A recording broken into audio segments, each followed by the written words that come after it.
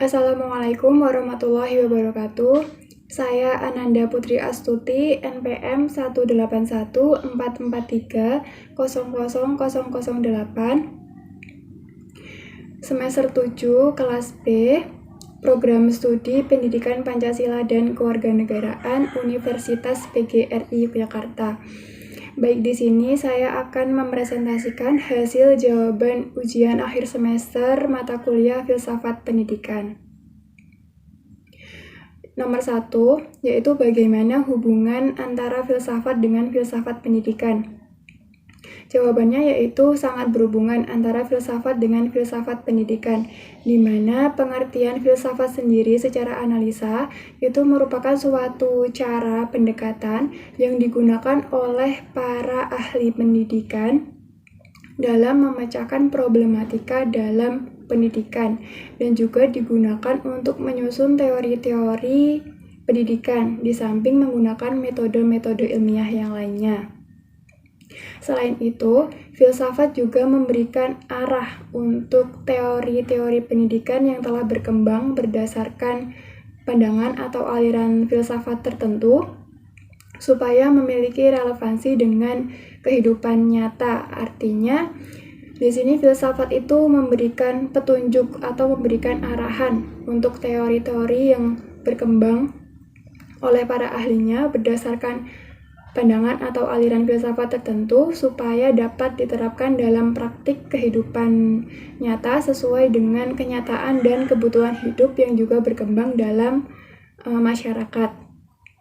Selain itu, filsafat, termasuk juga filsafat pendidikan, ini memiliki fungsi yaitu memberikan petunjuk dan arahan kepada dalam pengembangan teori pendidikan supaya menjadi ilmu-ilmu pendidikan atau pedagogik. Kemudian yang selanjutnya, keuntungan mempelajari filsafat pendidikan bagi seorang guru.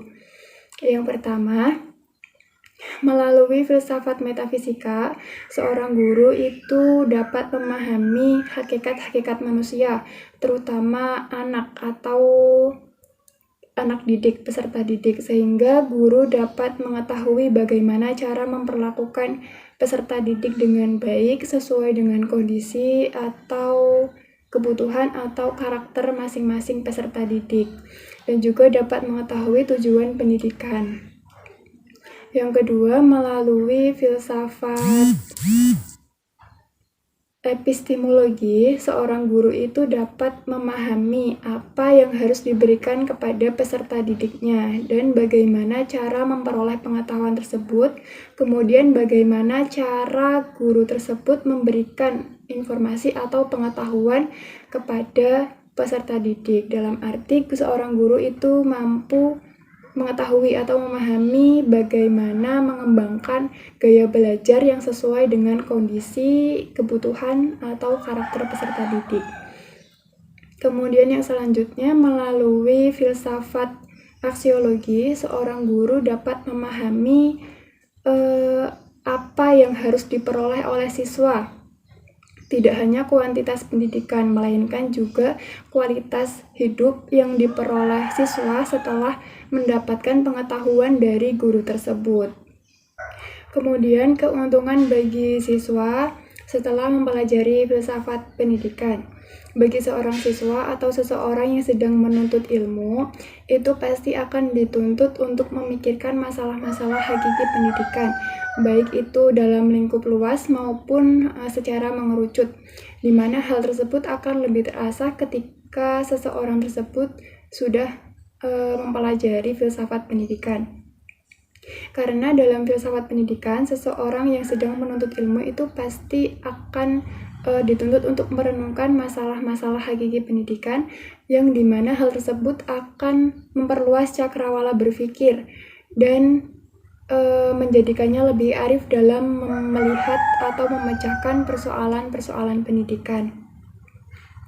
Selain itu, filsafat pendidikan juga akan menuntut seseorang yang sedang menuntut ilmu atau peserta didik untuk berpikir secara reflektif, yaitu dengan kebebasan intelektual yang bertanggung jawab, atau dalam artian filsafat pendidikan ini menuntut seseorang untuk berpikir sistematis.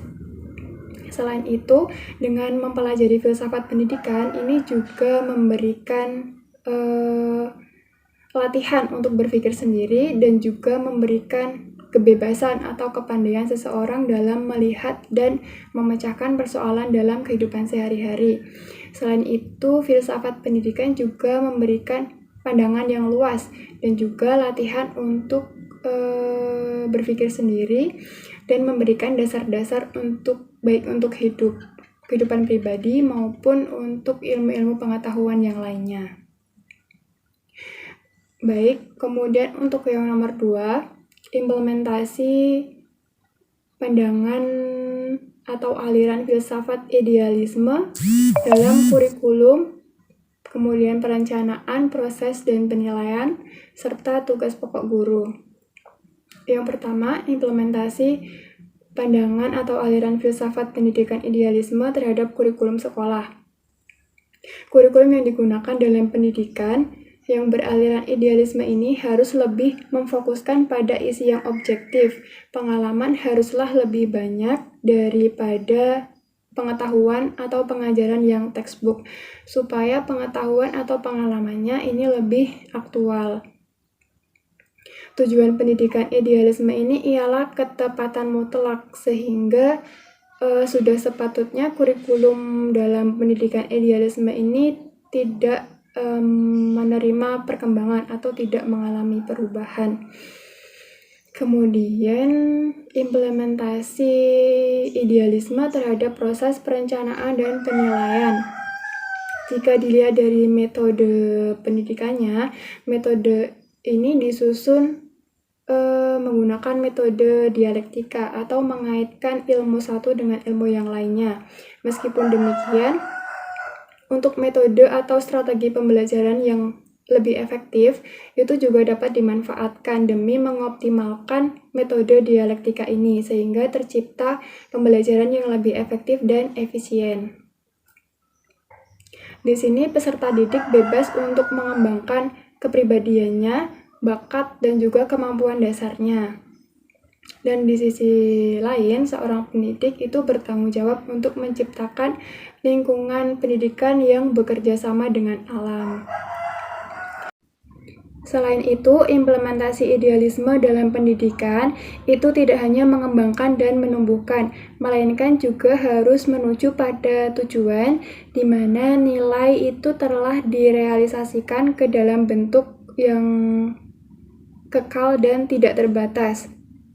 Pendidikan itu merupakan sebuah proses melatih pikiran, ingatan, dan perasaan, baik itu untuk memahami realita, nilai-nilai kebenaran, maupun sebagai warisan sosial. Kemudian selanjutnya, implementasi dalam penilaian. Di sini untuk nilai itu tidak dilihat dari nilai akhir peserta didik dan juga tidak hanya ditinjau dari satu aspek saja, melainkan ditinjau dari 3 aspek, yaitu aspek kognitif, afektif, dan juga psikomotor. Kemudian yang selanjutnya yaitu tugas pokok guru dalam aliran idealisme. Di sini guru sebagai fasilitator, yang artinya guru ini mengantarkan peserta didiknya mengenal dunianya melalui materi-materi dalam aktivitas kegiatan pembelajaran. Di sini sangat penting guru itu dapat memahami kondisi siswanya, baik itu dari sudut pandang fisik, mental, maupun tingkatan kecerdasan. Di sini seorang guru itu harus memiliki pengetahuan yang lebih daripada siswanya. Seorang guru harus memiliki kompetensi pedagogik yang baik. Artinya seorang guru dapat menguasai teknik pembelajaran yang baik dan dapat mengembangkan model pembelajaran dengan baik sesuai dengan kebutuhan, kondisi, dan karakter peserta didiknya. Selain itu, guru juga harus memiliki kompetensi kepribadian yang baik, sehingga seorang guru itu dapat dijadikan contoh oleh peserta didiknya. Kemudian yang selanjutnya, seorang guru juga perlu memiliki kompetensi sosial yang baik, sehingga guru itu dapat dijadikan teman oleh peserta didiknya. Dalam arti seorang guru itu harus bisa berinteraksi dengan siswanya dengan baik. Selain itu, peranan guru dalam aliran idealisme ini yaitu adalah memenuhi akal peserta didik dengan hakikat-hakikat pengetahuan yang tepat. Dengan kata lain, guru ini harus menyiapkan situasi dan kondisi yang kondusif untuk mendidik peserta didiknya, serta lingkungan yang ideal bagi perkembangan mereka. Selanjutnya adalah aliran pragmatisme. Implementasi aliran pragmatisme dalam kurikulum sekolah yaitu menurut aliran pragmatisme ini, tradisi demokrasi adalah tradisi memperbaiki diri sendiri. Pendidikan berfokus pada kehidupan yang baik di masa sekarang maupun di masa yang akan datang. Kurikulum ini berisi pengalaman-pengalaman yang telah teruji sesuai dengan minat dan kebutuhan siswanya, yang menjadikan kurikulum dalam pendidikan pragmatisme ini dapat berubah atau dapat diubah. Dengan kata lain, minat dan kebutuhan siswa yang dibawa ke sekolah itu dapat menentukan bagaimana kurikulum dalam sekolah tersebut. Jadi di sini hendaknya seorang guru itu menyesuaikan bahan ajarnya itu sesuai dengan minat atau kebutuhan siswanya. Kemudian implementasi pragmatisme terhadap perencanaan, pelaksanaan, dan penilaian. Tujuan pendidikan menurut aliran pragmatisme ini ialah memberikan pengalaman untuk penemuan hal-hal baru dalam kehidupan sosial maupun dalam kehidupan pribadinya.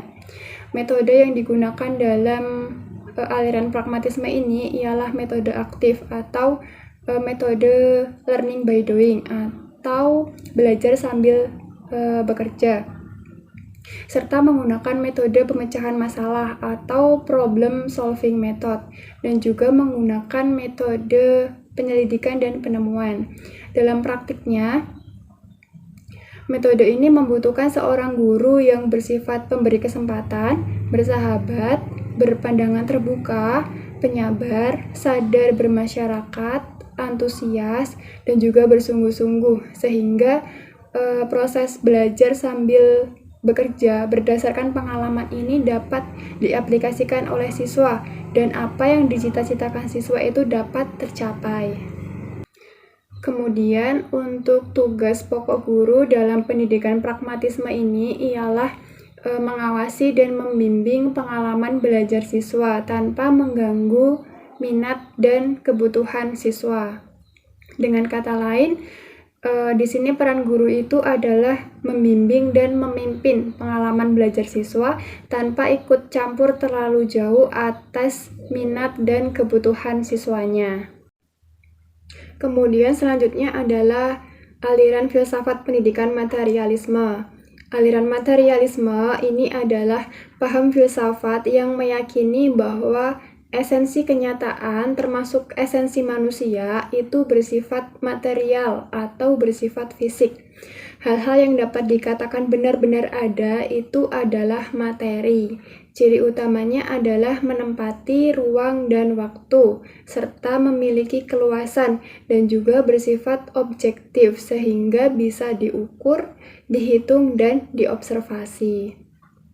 Kemudian implementasi materialisme terhadap kurikulum sekolah. Isi pendidikan dalam materialisme ini yaitu mencakup pengetahuan yang dapat dipercaya dan organisasi, selalu berhubungan dengan sasaran perilaku. Muatan pendidikan dalam aliran materialisme ini banyak didominasi oleh pengetahuan sosial dan pengetahuan alam, sedangkan untuk pengetahuan religius, moral, dan budi pekerti ini kurang mendapat perhatian dalam pendidikan aliran materialisme. Kemudian yang selanjutnya, implementasi aliran materialisme terhadap perencanaan, proses, dan penilaian. Tujuan pendidikan menurut aliran materialisme ini yaitu mempersiapkan manusia sesuai dengan kapasitasnya untuk bertanggung jawab dalam kehidupan sosial maupun kehidupan pribadinya yang kompleks. Perubahan perilaku ini terlihat pada kehidupan sehari-hari. Hal ini sudah sesuai dengan tujuan pendidikan nasional. Namun, dalam pandangan materialisme ini hanya kurang memperhatikan aspek kompetensi spiritual. Metode pembelajaran yang sering digunakan dalam aliran materialisme ini yaitu stimulus respon. Jadi di sini guru itu harus pandai memberikan rangsangan kepada siswa untuk terus giat belajar melalui reinforcement, pemberian hadiah dan penghargaan. Bentuk penghargaan yang nyata ini akan membantu meningkatkan semangat belajar siswa untuk melakukan kegiatan pembelajaran yang selanjutnya. Materialisme ini menuntut siswa untuk giat belajar, namun di sisi lain siswa tidak diberikan kebebasan. Perilaku siswa ini ditentukan oleh kekuatan dari luar. Juga pelajaran ini sudah dirancang oleh guru, sehingga siswa ini dituntut untuk hidup sesuai dengan harapan orang tua atau gurunya, sehingga kompetensi dalam diri siswa ini sulit berkembang dalam pandangan aliran materialisme. Kemudian tugas pokok guru dalam aliran materialisme ini, guru memiliki kekuasaan untuk merancang dan mengontrol proses pendidikan. Selain itu, guru juga dapat mengukur kualitas dan karakter hasil belajar siswa. Dalam pandangan materialisme ini, pembelajaran lebih banyak diketahui oleh guru, sementara siswa di sini hanya dituntut untuk mengikuti skenario yang telah disusun sesuai dengan kehendak gurunya. Jadi dalam aliran materialisme ini tugas atau peranan guru itu sangatlah dominan daripada peran siswa. Baik, selanjutnya untuk aliran filsafat pendidikan konstruktivisme. Aliran konstruktivisme ini merupakan aliran pendidikan yang menyatakan bahwa belajar itu merupakan proses yang aktif dan konstruktif, dan juga mengakui bahwa pengetahuan dan pemahaman seseorang itu berdasarkan pengalamannya sendiri. Kemudian selanjutnya implementasi aliran konstruktivisme dalam kurikulum sekolah. Pembelajaran konstruktivisme ini dimulai dari apa yang telah diketahui siswa, pengetahuan apa yang telah diketahui oleh siswa, kemudian membantu mereka untuk membangun pengetahuan tersebut. Kurikulum pendidikan disusun sedemikian rupa sehingga menciptakan situasi yang memungkinkan keterampilan dan pengetahuan itu dapat dikonstruksi oleh peserta didik. Kemudian dalam latihan memecahkan masalah, ini seringkali dilakukan melalui belajar kelompok dengan menganalisis masalah-masalah yang ada dalam kehidupan sehari-hari. Selanjutnya, implementasi aliran konstruktivisme terhadap perencanaan, proses, dan penilaian.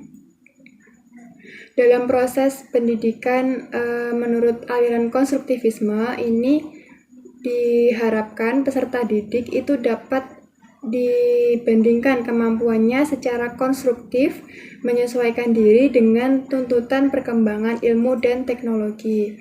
Peserta didik diharapkan dapat aktif mengembangkan ilmu pengetahuannya, tidak hanya menunggu arahan dan petunjuk dari guru. Kemudian kreativitas dan keaktifan siswa ini dapat membantu siswa dalam berdiri sendiri dalam kehidupan kognitifnya. Aliran ini mengutamakan peran siswa untuk berpikir secara aktif dan berinisiatif dalam proses belajar mengajarnya, yang memberikan keluasan kepada siswa untuk aktif membangun serangkaian kesadaran akan makna bahwa pengetahuan itu tidak bersifat objektif atau stabil, melainkan pengetahuan itu bersifat temporer atau selalu berkembang. Dengan menerapkan proses pendidikan yang berorientasi pada pengalaman dan interaksi pada lingkungan, diharapkan akan meningkatkan mutu pembelajaran. Jika mutu pendidikan meningkat, maka hasil belajar yang diperoleh oleh siswa juga akan efektif, sehingga apa yang dicita-citakan siswa itu akan terwujud atau pembelajaran ini dapat bermanfaat untuk siswa. Selanjutnya, tugas pokok guru dalam aliran konstruktivisme. Dalam pendidikan dengan pola konstruktivisme ini diwujudkan dengan mengajak siswa secara aktif untuk membangun konsep-konsep kognitif. Di sini guru tidak hanya sekedar memberi, namun siswa dituntut untuk aktif membangun pengetahuan dan mengembangkannya. Dalam pembelajaran konstruktif ini sebaiknya melibatkan guru yang konstruktif pula. Guru tidak hanya memberi pengetahuan kepada siswa, namun guru juga bertugas untuk membantu siswa dalam membangun dan mengembangkan pengetahuan yang ada dalam benaknya, dengan memberikan kesempatan kepada siswa untuk menentukan atau menerapkan ide-ide yang ada dalam diri mereka sendiri. Dalam istilahnya, seorang guru itu memberikan anak tangga kepada siswa untuk membawa siswa menuju pemahaman yang lebih tinggi. Namun, siswa harus memanjat sendiri anak tangga tersebut. Di sini siswa dituntut untuk dapat secara aktif menemukan cara belajar yang sesuai dengan dirinya sendiri. Dan di sini guru hanya berfungsi sebagai fasilitator, mediator, dan juga teman untuk menciptakan situasi yang kondusif untuk konstruktivitas pengetahuan bagi mereka. Baik, cukup sekian yang dapat saya sampaikan. Kurang lebihnya saya mohon maaf. Terima kasih. Wassalamualaikum warahmatullahi wabarakatuh.